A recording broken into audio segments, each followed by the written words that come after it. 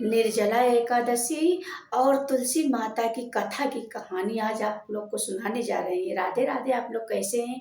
आशा करते हैं कि आप लोग हमेशा स्वस्थ होंगे, मस्त होंगे, अपने अच्छे अच्छे काम में बिल्कुल व्यस्त होंगे। तो मैं हूँ आपकी रंजना और स्वागत करती हूँ वैष्णवी देसी सांग चैनल में। आप लोग कैसे हैं बताने के लिए आप लोग कमेंट बॉक्स में राधे राधे जरूर लिखना। तो आज हम बहुत ही प्यारी कहानी लेके आए हैं, निर्जला एकादशी की कहानी और साथ में तुलसी माता की भी कृपा की कहानी है। तो इस कहानी को आप लोग फुल वॉच करके जरूर सुनना। अगर इस कहानी को आप फुल वॉच करके सुनेंगे तो तुलसी माता की कृपा आप पर हमेशा बनी रहेगी और भगवान श्रीमन नारायण की कृपा जरूर बनी रहेगी। अगर आपको कहानी अच्छी लगेगी तो आपको लोग कहानी को लाइक करिएगा, शेयर करिएगा, कमेंट करिएगा और कमेंट में आप लोग राधे राधे जरूर लिखिएगा। जो लोग चैनल पे हमारे नए हैं तो चैनल को सब्सक्राइब कर ले, बेल आइकन को जरूर प्रेस कर दे जिससे वीडियो की नोटिफिकेशन आप सबके पास सबसे पहले पहुंचे। तो चलिए चलते हैं। देखिए एक गांव था तो वहाँ एक बूढ़ी माता रहती थी। बूढ़ी माता का नाम था सुखदेवी। तो उनके पास बहू था, बेटा था और उनके पोती पोता सब थे। पूरा अच्छा सा परिवार था। तो सुखदेवी हमेशा वो एकादशी का व्रत करती थी। पूरा मतलब जो महीने में तो एकादशी पड़ती है तो दोनों एकादशी का व्रत हमेशा किया करती थी। एकादशी का व्रत और एकादशी की कहानी और साथ में वो तुलसी माता की दोनों टाइम तुलसी माता की हमेशा पूजा किया करती थी। दोनों टाइम तुलसी माता की पूजा आरती दोनों टाइम हमेशा किया करती थी। तो उनके गांव में कुछ सहेली उनकी थी। सुखदेवी की सहेली 6-7 सहेली थी। तो करीब 8 सहेली थी और उनको मिला के 9 सहेली थी। तो सब मिलकर शाम को और सुबह को भगवान का भजन करते और हमेशा एकादशी का व्रत किया करती थी। हमेशा तो एक दिन सुखदेवी ऐसे बैठी और सब भगवान का भजन कर रहे थे, तुलसी माता का पूजा कर रहे थे। सब ऐसे चौकोर से बैठी थी तो सब उसी में अपना सलाह कर रहे थे कि चलो हम चलें वृंदावन। वृंदावन का दर्शन करें, वृंदावन में भगवान का दर्शन करें, भगवान लड्डू गोपाल का दर्शन करें। तो सब मतलब जितनी सहेली थी सब अपना बोल रही थी कि हमको दर्शन करने चलना है। तो उसके बाद सुखदेवी बोली कि देखो भाई, हम दर्शन करने तो चलेंगे और दर्शन हमें करना है, लेकिन हम अपने जो बेटा है बहू से पूछ लेंगे तभी हम चलेंगे। जब हम अपने बेटा और बहू से पूछेंगे तभी हम दर्शन करने के लिए ज़रूर चलेंगे। अच्छा, जब वो शाम को अपने घर आई, जब शाम को अपने घर आई तो अपना तुलसी माता का और भगवान जी का पूजा पाठ करके वो शाम को लेट गई। शाम को वो जब लेट गई, लेटने के बाद जब उनकी बहू उनके पास भोजन लेके गई तो उन्होंने भोजन खाने से इनकार कर दिया। बोला कि हमें भूख नहीं लगी। तो बहू लेकर भोजन वापस चली गई। अब जो ऑफिस से उनका बेटा आया तो जब वो उनकी पत्नी उनको भोजन लेके आई तो वो बोली कि मेरी माँ भोजन की ही नहीं की। तो वो बोली कि आज सासू माँ ने भोजन नहीं किया और भोजन वो वापस कर दी। तो वो अपने माँ के पास गया, वो भोजन नहीं किया उनका बेटा। माँ के पास गया, बोला माँ आपको क्या दिक्कत है, क्या परेशानी है, तो आज आप भोजन नहीं की। तो माँ बोली कि बेटा हमको कुछ नहीं परेशानी। तो बेटा बोला नहीं, अगर आपकी तबीयत नहीं ठीक तो चलो हम आपको कोई वैद्य को दिखाएं और दवा आपको लेके दे। अगर आप को क्या समस्या है, क्या परेशानी आप बताइए। तब बेटे ने कहा, तब जब बेटे ने इस तरह कहा तो वो माँ बोली कि बेटा मेरी जितनी सहेली है सब वृंदावन के लिए तैयार हैं और तो वो हमको बुला रही हैं तो हम कैसे जाएं। तो बेटा बोला माँ इसमें क्या बात है, हम आपकी पूरी तैयारी पूरा व्यवस्था कर देते हैं। आप जाइए, आप अपने सहेलियों के साथ वृंदावन का दर्शन करिए, आप भगवान का वहाँ जरूर दर्शन करिए। तो बेटा सारा मतलब माँ के जाने का सारी व्यवस्था कर दी, सब जो तैयारी थी सब कर दी। और वो अपने बहू से बोला, वो अपने पत्नी से बोला कि देखो अम्मा के लिए पता नहीं 5-6 दिन लग जाएंगे जाने में आने में 5-6 दिन लग जाएंगे। तो आप मेरी माँ के लिए काजू बादाम का लड्डू बना देना और जितना मेवा मिष्ठान सारा तैयारी कर देना कि उनको जब भूख लगे तो वो अपना खा ले। क्योंकि मेरी माँ बाहर का खाती नहीं है, हमेशा पूजा पाठ करती है। तो आप वो सारा व्यवस्था कर देना। तो बहू बोली ठीक है। अब उनका बेटा चला गया ऑफिस। जब वापिस चला गया तो और वो बोली कि जो है वो माँ बोली अपने बेटा से कि बेटा देखो हम सुबह शाम तुलसी माता का पूजा करते हैं तो तुलसी माता हमारी सूख जाएंगी, अगर हम 5-6 दिन नहीं आएंगे तो हमारी तुलसी माता तो सूख जाएगी। तो वो बेटा बोला नहीं माँ, आपकी बहू पूरा ध्यान रखेगी आपका तुलसी का, आप टेंशन बिल्कुल मत करना, आप दर्शन करने जाइए वृंदावन। उसके बाद में अच्छा बेटा वापिस चला गया। अब बहू पूरी तैयारी तो कर दी। उसके बाद में वो बहू सोचती है कि ये 5-6 दिन नहीं आएगी और इसका कौन पूजे पाठ में हम चले अपना दिमाग खराब करें, और सुबह शाम तुलसी माता का हमको पूजा करना है। तो वो तुलसी माता की पूजा करने की वजह से वो क्या की कि वो तुलसी माता को पूरा जड़ से उखाड़ कर उसके बाद में उसको डिब्बे में ऐसे भर कर बंद कर कर और पैक कर कर दे दी और बोली कि यह काजू बादाम का लड्डू है। अब सासू माँ का क्या पता, सासू माँ तो बहुत खुश हो गई और वो अपने बहू और पोती पोता बेटा को आशीर्वाद देते हुए कहने लगी कि बेटा हमेशा खुश रहें, बहू आप सदा सुहागन रहें, कभी किसी चीज़ की कमी न हो, हमेशा भगवान की कृपा आप पर बरसती रहे, मेरा भी उम्र लग जाए। इसी तरह वो सुख देवी जो है वो आशीर्वाद देते देते चली गई।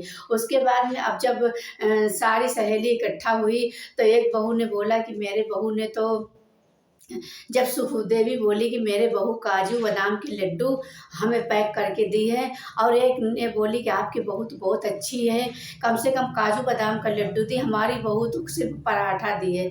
एक बोली कि हमारी बहू तो सिर्फ चटनी रोटी दी है, एक बोली कि सिर्फ हमारी बहू तो पूड़ी दी है।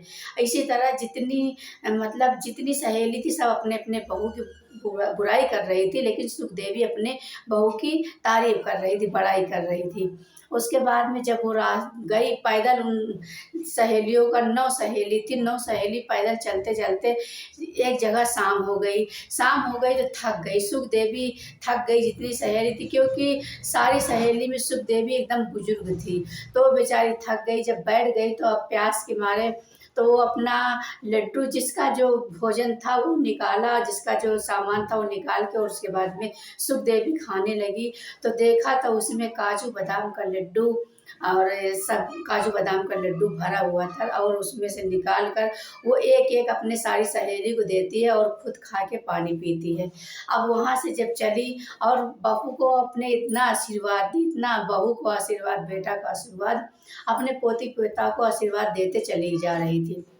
उसके बाद में अब जो वृंदावन में पहुंची तो वृंदावन में अब जब वृंदावन में गई तो बहुत लंबी कतार लगी थी, क्योंकि ऐसे भगवान का दर्शन नहीं होता। वृंदावन में बहुत ही लंबी कतार लगी थी। तो वो अब इतनी बुढ़िया थी, इतनी उम्र में इतना देर खड़ी नहीं हो पाती। अब वो भगवान का नाम स्मरण करते हुए श्रीमन नारायण का नाम स्मरण करते हुए वो अपना लाइन में लगी। अब वो आँख बंद करके बोली कि हे भगवान, हे द्वारकाधीश, हे वृंदावन के पालनहार, जगत के पालनहार, हम बैठे हुए हैं, हम यहाँ पर खड़े हुए हैं और इतनी लंबी लाइन हम कैसे पार करेंगे, हमको दर्शन कैसे मिलेगा, हम आपके दर्शन के लिए आए। वो ऐसे हाथ जोड़कर आंख बंद कर रही थी, और जब आंख खुली तो वो लाइन के आगे, जो पूरी लंबी कतार थी उसके आगे वो खड़ी थी, वो सुखदेवी आगे खड़ी थी। अब आंख खोला तो बोला भगवान जी ने आपने इतनी कृपा की कि हमको आगे कर दिया। उसके बाद में जब वो उसमें जो लड्डू था, जो काजू बादाम का लड्डू था, अब वो अपने मन में कहने लगी कि हम भोग कैसे लगाएं, और भगवान से कहने लगी कि हे भगवान, है जगत के पालनहार, आप मेरा भोग स्वीकार करें। उसके बाद में जब डिब्बा खोला तो उसमें ये तुलसी पत्र और काजू बादाम का लड्डू था, तो वो भोग लगाने को चढ़ा दिया। उसके बाद में भगवान जी ने उनका भोग सुखदेवी का भोग भी स्वीकार कर लिया। भोग स्वीकार कर लिया उसके बाद में वो हाथ जोड़कर प्रार्थना करने लगी कि हे भगवान आप तो क्योंकि वो सुखदेवी का बहुत ही पूजा पाठ में बहुत ही वो तन मन से पूजा हमेशा करती थी, तो उसके हृदय में भगवान विराजमान थे। क्योंकि देखिए आजकल 56 भोग से नहीं, जिसकी जैसी श्रद्धा होती है उसी तरह से भगवान उसको दर्शन देते हैं। उसके बाद में पंडित ने भी उसको आसानी से भगवान का दर्शन हो गया, उसने भगवान का दर्शन साक्षात कर लिया।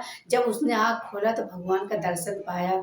उसके बाद में पंडित जी ने उनको प्रसाद दिया। प्रसाद में क्या दिया कि यही काजू बादाम का लड्डू और जो ये पत्ती तुलसी पत्र दे दिया। वो उसी डिब्बे में पैक करके रख दी। अब जब वो बाहर निकली और उनकी सारी सहेली निकली तो एक सहेली बोलती है, अरे हमको तो बहुत धक्का मुक्की लगा, हमको किसी तरह दर्शन नहीं मिला। एक ने बोला कि बहुत धक्का मुक्की करने के बाद हमको दर्शन मिला। एक ने इसी तरह, जय सहेली थी जिस तरह की बातें कर रही थी कि हमको बहुत परेशानी हुआ दर्शन मिलने में, हमको प्रसाद नहीं मिला, मेरा प्रसाद। तो सुखदेवी ने कहा कि हमको आसानी से हम सिर्फ भगवान का स्मरण किया। उसके बाद में जब मेरी आँख खुली तो भगवान के आगे हम ही थे, पूरी लंबी कतार थी, उसके आगे हम थे। उसके बाद में भगवान जी ने मेरा प्रसाद भी स्वीकार कर लिया और हमको प्रसाद भी दिया। तो इस तरह से वृंदावन का दर्शन करते हुए, राधा रमण का दर्शन करते हुए फिर वो अपने अपने घर को चली आती। जब घर में आती है, जब सुखदेवी अपने घर में आती है, अपने बेटे के पास आती है तो बेटा पानी लेके जाता है। तो सुखदेवी को बहुत आश्चर्य होता है, कहता है बेटा मेरी बहू कहाँ गई? और वो आशीर्वाद देते चली जाती, मेरी बहू कहाँ गई? तब बेटा बोला कि बेटा बोला माँ आपकी बहू ने बहुत आप पर अत्याचार किया है। तो बोली कि वो मतलब सुखदेवी बोली कि जब हम 5-6 दिन के लिए हम वृंदावन चले गए, दर्शन करने चले गए तो मेरी बहू को निकाल दिया, मेरे घर में ये क्या हो रहा है? तब बेटे ने कहा कि देखो माँ, जो तुलसी माता की आप पूजा के लिए बोली थी कि मेरी तुलसी की आप सुबह शाम पूजा करना, तो वो तुलसी माता को ये मतलब उचाड़ के और आपको डिब्बे में पैक करके उसी डिब्बे में आपको काजू बादाम का लड्डू समझ के उनको दे दी कि ये काजू बादाम का लड्डू है। तो वो सासू वो बोली सुखदेवी कि बेटा वो काजू बादाम का लड्डू ही था। वहाँ जब हम डिब्बे में खोले तो काजू बादाम का लड्डू था। शायद बहू की वजह से हमको भगवान का दर्शन मिला। भगवान ने मेरा प्रसाद स्वीकार किया और हमें प्रसाद भी दिया। और जाओ बहू को लेकर आओ, को लेकर आओ। और अगर शायद बहू आज ऐसा ना करती तो हमको भगवान का दर्शन ना करने को मिलता। वो बहू को फिर भी आशीर्वाद देते गए। उसके बाद में बेटा गया, सारी कहानी बताई और बहू को लेकर आया। तब बहू ने सासू माँ से बहुत माफ़ी मांगी, उनके पैरों पर गिर पड़ी और क्षमा मांगने लगी कि सासू माँ हमें माफ़ कर दो। तब वो सुखदेवी बोली कि देखो बहू, आप हमारी तुलसी माता से माफ़ी मांगिए, तुलसी माता से माफ़ी मांगिए और एकादशी से और तुलसी माता से आप माफ़ी मांगिए। तब उस बहू ने एकादशी से और तुलसी माता के चरणों में गिरकर माफ़ी मांगी कि तुलसी माता हमसे जो गलती हुई हो हमको माफ़ करना, क्योंकि आप अंतर्यामी हैं। तब तुलसी माता ने उनकी गलती माफ़ की। और जब वो डिब्बा खोला, जब वो प्रसाद, क्योंकि वहाँ से वो प्रसाद रख दी थी कि मैं अगर ये प्रसाद लेकर जाऊंगी तो मैं अपने बहू को, बेटे को इस प्रसाद को जरूर दूंगी और अपने पोती पोता को सबके बीच में प्रसाद थोड़ा थोड़ा लेकर खाएंगे।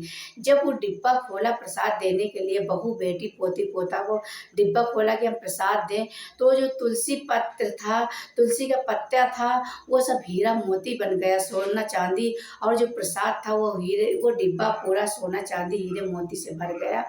तो भगवान श्रीमन नारायण ने, भगवान विष्णु और लक्ष्मी माता ने कितना सुखदेवी के ऊपर चमत्कार किया। ऐसे ही चमत्कार हर एकादशी जो व्रत करता है उसको भी फल दो, और जो नहीं करता उसको, जिसको बुद्धि नहीं उसको तुलसी माता और एकादशी माता आप सद्बुद्धि दे। ज्ञान दें। तो इस तरह से बहू को सुखदेवी ने माफ़ किया, तुलसी माता ने माफ़ किया। तो देखिए ये निर्जला एकादशी की कहानी अगर अच्छी लगती है आप लोग को तो इस वीडियो को आप लोग लाइक करिएगा, शेयर करिएगा, कमेंट करिएगा और कमेंट में आप लोग राधे राधे ज़रूर लिखिएगा।